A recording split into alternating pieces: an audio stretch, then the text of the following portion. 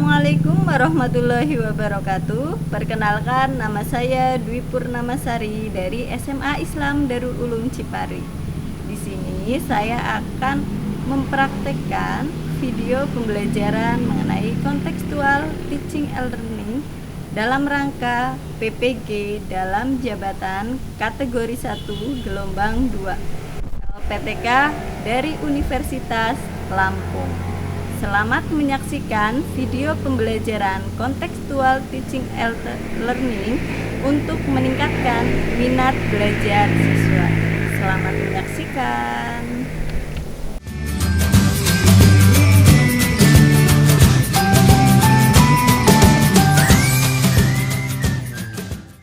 Assalamualaikum warahmatullahi wabarakatuh. Waalaikumsalam warahmatullahi wabarakatuh. Gimana kabar kalian hari ini? Alhamdulillahirrahmanirrahim. Pada hari ini kita bertemu kembali dalam pembelajaran geografi. Ya, pada hari ini sebelum kita memulai pembelajaran, mari kita berdoa bersama-sama. Nah, Bismillahirrahmanirrahim.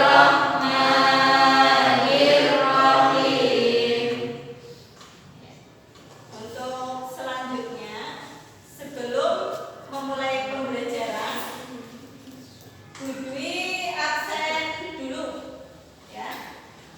Hari ini ada yang tidak masuk? Masuk semua. Alhamdulillah kalau masuk semua.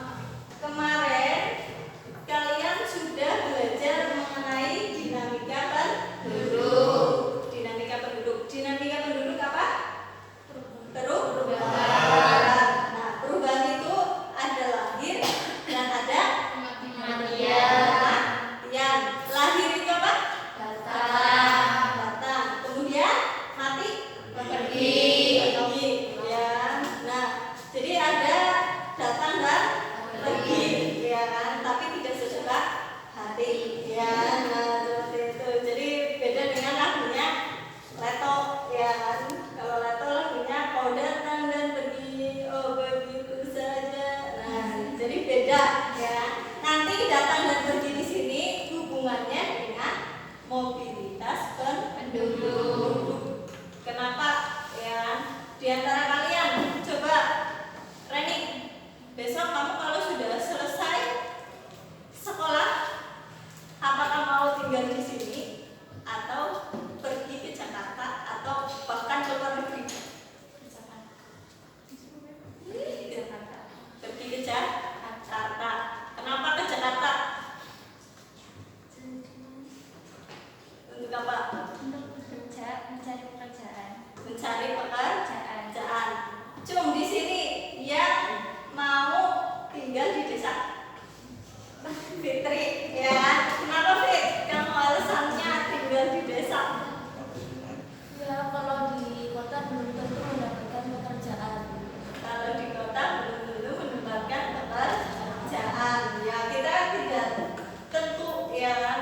Orang yang kemudian bermigrasi atau melakukan perpindahan kemudian di sana mendapatkan pekerjaan. Nah, hari ini kita akan belajar mengenai mobilitas penduduk. Kira-kira kenapa sih kita harus belajar mengenai mobilitas penduduk? Yang pertama, ya kan, kalian nanti akan mengetahui apa itu pengertian mobilitas penduduk. Kemudian yang kedua, kalian akan mengetahui jenis-jenis mobilitas penduduk. Kemudian yang ketiga, nanti kalian akan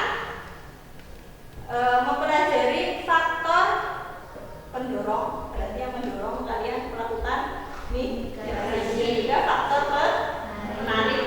Seperti itu. Ada yang menarik, ada yang mendorong. Ya, kalian kalau ditarik, ya kayak magnet, nah seperti itu. Kemudian ada yang mendorong, berarti melakukan pergi. Ya, kalau menarik itu mendekat,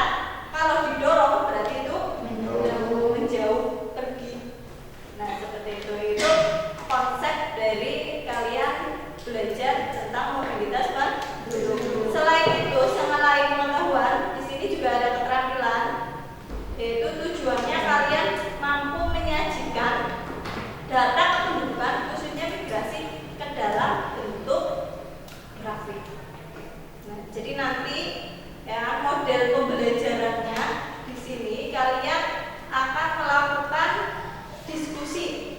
Jadi Bu Dwi memberi pengantar di situ di Chromebook. Bu Dwi sudah menyiapkan modul, kemudian buku elektronik dan juga media PPT untuk belajar mengenai mobilitas penduduk. Jadi nanti di situ kalian mencari, ya, mencari apakah nanti permasalahan-permasalahan yang ada itu ada di situ dan dipecahkan di situ. Itu tujuan kalian belajar mobilitas penduduk. Nah, jadi tetap kalian belajar itu punya tujuan, pasti ada tujuan, pasti ada maksudnya. Nah, tadi model pembelajarannya, ya. Nah, kemudian ini peta konsep. Di sini mobilitas penduduk, ya, orang dari desa, kemudian kita pindah ke kota, ya kan, pergi. Nah, nanti seperti apa, ya kan, konsep dari mobilitas penduduk. Silakan Bu Dwi minta tolong, ya, untuk anak-anak 4 anak untuk maju ke depan menerangkan apa itu mobilitas penduduk. Silakan diperhatikan. Nah, teman kalian berjalan dari titik A ke B, dari B ke A. Apa yang akan terjadi? Yang terjadi apa? Berpindah dari titik B ke A. Nah, yang di B apa yang terjadi? Mengurangi. Di sini bertambah, ya. Nah, sama seperti kalian ketika nanti setelah selesai sekolah, kalian memilih pindah ke kota, apa yang akan terjadi dengan daerah kalian?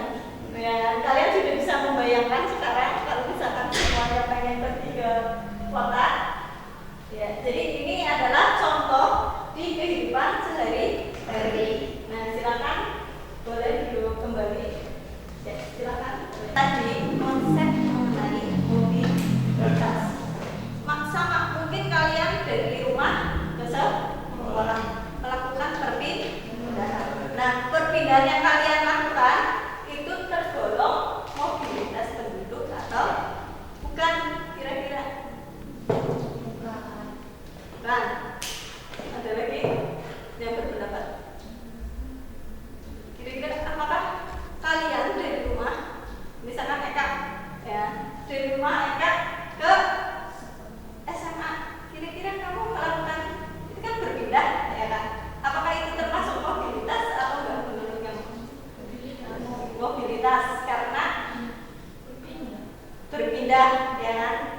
Apakah segala sesuatu yang berpindah itu disebut dengan mobilitas? Nah, nanti kita akan belajar lebih jauh bagaimana mobilitas yang disebut dengan mobilitas penduduk. Apakah Eka dari rumah kemudian berpindah ke SMA bersekolah, apakah itu termasuk jenis mobilitas atau bukan? Ya, nah nanti kita akan belajar lebih lanjut. Untuk selanjutnya, kita akan membagi kelompok karena kebetulan di sini tempat duduk kita sudah berkelompok. Ya, kemudian untuk kelompok 1 ada kelompoknya Septik, kemudian ada Okta, Gisa, sama Rifat. Kemudian kelompok 2 ada Salim, Agil, dan juga Sarif. Kemudian kelompok 3 itu ada Fitri, Eka, Elsa, sama Reni. Nah, itu kelompok yang nantinya kalian bisa berdiskusi bersama-sama. Nah, nanti diskusinya di sini Bu Dwi ada LKPD. Di sini adalah LKPD itu lembar kerja peserta didik. Nah, lembar kerja tersebut itu akan membantu kalian memahami apa itu